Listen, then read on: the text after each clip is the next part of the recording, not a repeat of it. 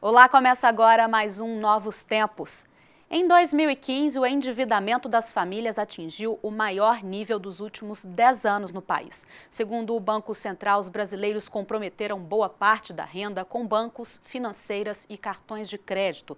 Mas a que se deve esse aumento das dívidas? Há uma relação destes dados com a crise financeira que o país atravessa? É possível mudar essa situação diante de juros e desemprego maiores, por exemplo?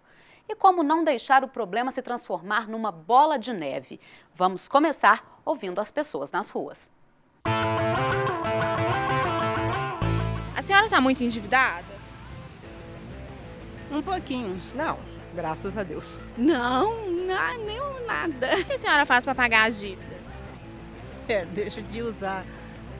Cancelei o cartão e não faço mais compras. Só o básico mesmo, que é a alimentação e pagar as contas.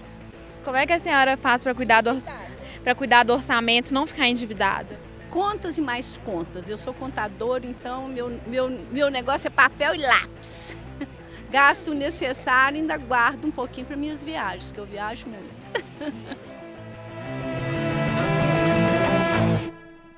Para falar mais sobre o assunto, nós recebemos aqui no estúdio o professor de Finanças, Silvério Marinho. Seja muito bem-vindo, professor. Obrigado. Professor Edivar. Silvério, que alegria recebê-lo aqui no Novos Tempos. É um prazer estar com vocês aqui.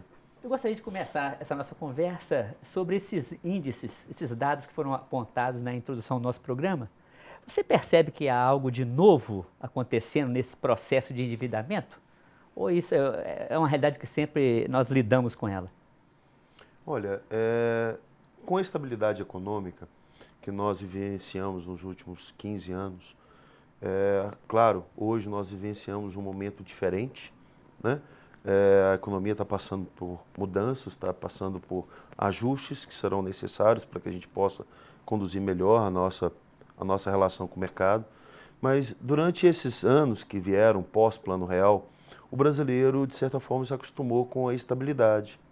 Então, ou seja, ele acostumou com a possibilidade de uma garantia de renda, ou seja, trabalho, e, consequentemente, ele desenvolveu o aspecto de consumo, que é um fator determinante para ele, né, nesse processo de desenvolvimento. Ou seja, eu saí de uma classe menos favorecida para uma classe mais favorecida em função do processo de consumo. Então, eu acredito que essa vivência nesse processo de consumo tornou essas famílias, né, como é que eu posso dizer, refém do endividamento, porque elas passaram a antecipar consumo. O que é antecipar consumo? O ideal, eu quero comprar, por exemplo, uma geladeira nova, quanto custa a geladeira? X reais. Então eu junto o dinheiro, vou lá e compro a geladeira. Só que hoje, o que o brasileiro faz? Ele quer comprar a geladeira, ele vai lá e compra e se endivida para frente. E como ele trabalha esse endividamento em parcelas, essas parcelas vão se somando. Né? Então ele compra uma geladeira, ele compra uma viagem, ele compra qualquer bem de consumo. Então à medida que ele soma essas pequenas parcelas, que no ato da compra ele julga ser pequeno, quando ele junta isso num pacote, ele verifica que a renda dele está comprometida. Né? E aliado a isso, no Brasil nós ainda temos o fator do empréstimo consignado, por exemplo. Né? Ou seja, o que é um empréstimo consignado? A pessoa física vai lá, faz um empréstimo com desconto na folha de pagamento dele. Então, ou seja, a fonte de renda dele, se era 1, ela já caía para 0,7, ou seja, para 70% da renda dele. Então, além dele pagar esse empréstimo, ele tem que pagar esses vários picadinhos. Então, quando ele chega no final do período, ele olha e fala assim, onde está o meu dinheiro? Ô Silvério, e como aquilo nós falávamos nos bastidores, né? E os desejos continuam criando ou suscitando novas possibilidades de consumo, né? A mídia, ela cumpre muito bem esse papel. Né? A propaganda serve para isso, para intensificar o processo de consumo. Agora, é curioso que intensificar o processo de consumo é interessante, é bacana, é construtivo para as empresas e para aqueles que querem comprar. Agora, o detalhe é antecipar demasiadamente esse processo de consumo. Né? Ou seja, você consumir muito mais do que você está acostumado a fazer. E quando a gente fala de consumo de família, ainda existe um fator que é mais relevante. Porque quando a gente pega o alicerce da família brasileira, você pega, por exemplo, uma casa tradicional da família brasileira. Geralmente tem o pai, tem a mãe, tem o filho, a filha, 2 filhos ou 2 filhas, e um desses filhos casa. Ou seja, diz que em casa que é casa. Mas hoje nós vivemos em várias famílias um movimento inverso, ou seja, ele casa e ainda traz o cônjuge, né, para dentro de casa. Ô, professor, nós vamos interromper, porque esse assunto vai longe, para a gente ouvir o que os internautas estão falando sobre esse processo de endividamento. Perfeito. Fernanda. O assunto também está sendo bastante debatido nas redes sociais. Vamos ver no quadro Hashtag.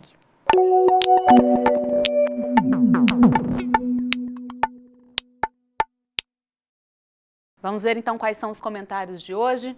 O primeiro, você sabe consumir? Cuidado com o endividamento que com o tempo se torna inadimplência.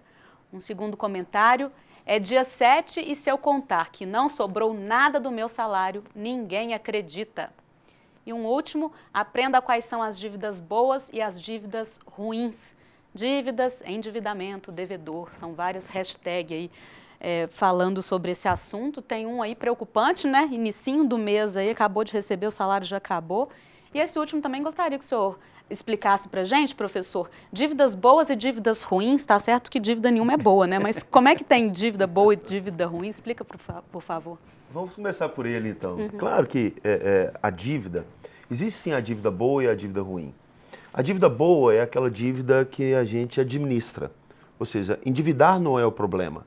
O problema é perder o controle da dívida. Né? Então, sempre a orientação que eu passo para as pessoas, que ao desenvolver o processo de endividamento, evitem de fazer esse processo relacionado a bens de consumo. Por exemplo, eu vou comprar uma camisa, eu vou comprar, por exemplo, uma viagem, eu vou fazer um lanche, eu divido isso aí, eu vou ao supermercado e a compra do supermercado eu divido ela de 3, 4 vezes no cartão e os supermercados às vezes perguntam isso, quer dividir a compra em 3 vezes? Então, claro, se ele tiver o controle, sem problema. Né? Agora, o detalhe é que a boa parte das pessoas do nosso país não tem uma cultura financeira bem formatada. Então, é aquilo que eu disse, ele vai juntando endividamentos, desde um supermercado que ele parcelou de 3 vezes, até a compra do eletrodoméstico, a compra da blusa. Então, isso vai se somando no salário dessa pessoa. E, por exemplo, aí eu já vou emendar com o Cláudio. Né?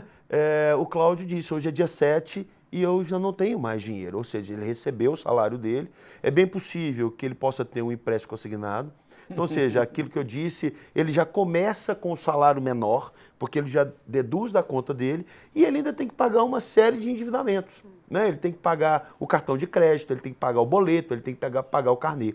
Então a dica qual que é a dívida boa, vamos dizer? A dívida boa sempre é a dívida administrável, ou seja, aquela dívida que comporta na renda do trabalhador.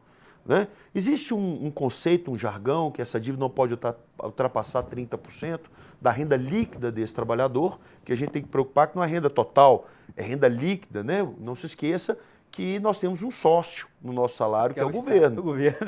Isso, o nosso sócio. Quando você recebe o seu salário, o sócio pega o dele, que é o imposto de renda retido na fonte, o INSS e outras incidências. Então, a base de cálculo, a observação, nunca é sobre o salário bruto, mas sim sobre o salário líquido. Né? Então existe um jargão que, olha, nunca comprometa mais de 30%, mas isso é variável, depende da educação da pessoa em controlar esses números. Né? Porque também tem aqueles gastos que não são previsíveis, né? Assim, que vão surgindo pelo meio do caminho, é um caso de uma doença, é uma necessidade de uma coisa que queima, né? O carro que dá um defeito. Sim, esses são fatos inerentes, que não estão sob o controle das pessoas. Daí uma cultura que nós também precisamos de melhorar isso no nosso país, que é a cultura da poupança, o poupar. O que a gente vê muitas vezes é aquela filosofia, mas eu faço pouco dinheiro, o meu salário é pouquinho, então como é que eu vou guardar de um salário pouquinho? Né? Então eu digo, guarde pouquinho. Né? Guarde um percentual do seu salário. Se eu faço R$100 por mês e guardar 1%, eu vou guardar R$1. Ou seja, guarde 1%, guarde 2%, estipule uma meta para que você possa realizar essa retenção, ou seja, essa poupança. Para quê? Exatamente para cobrir não só um carro que estraga, uma farmácia, algo emergencial, mas o desemprego. Né? Ou seja, a população que não tem aí um emprego público, tem aí uma estabilidade, mas todos os demais estão sujeitos a uma sazonalidade no emprego. Não significa que ele é bom ou ruim no que ele faz, mas isso faz parte do mercado. Então, à medida que ele desenvolve uma poupança para essa baixa no seu trabalho, ele também estará se resguardando, né, para que ele possa, no mínimo, garantir a sobrevivência dele e da sua família. Silvério, nós estamos conversando, o assunto vai puxando uma série de perguntas na nossa cabeça. Mas nós vamos chegando ao final do primeiro bloco, nós vamos chamar um breve intervalo e depois nós continuamos essa conversa. Perfeito. Fernanda. No próximo bloco, nós vamos mostrar histórias de pessoas que estão enfrentando o problema das dívidas e dar dicas para quem precisa sair do vermelho. A gente volta já já.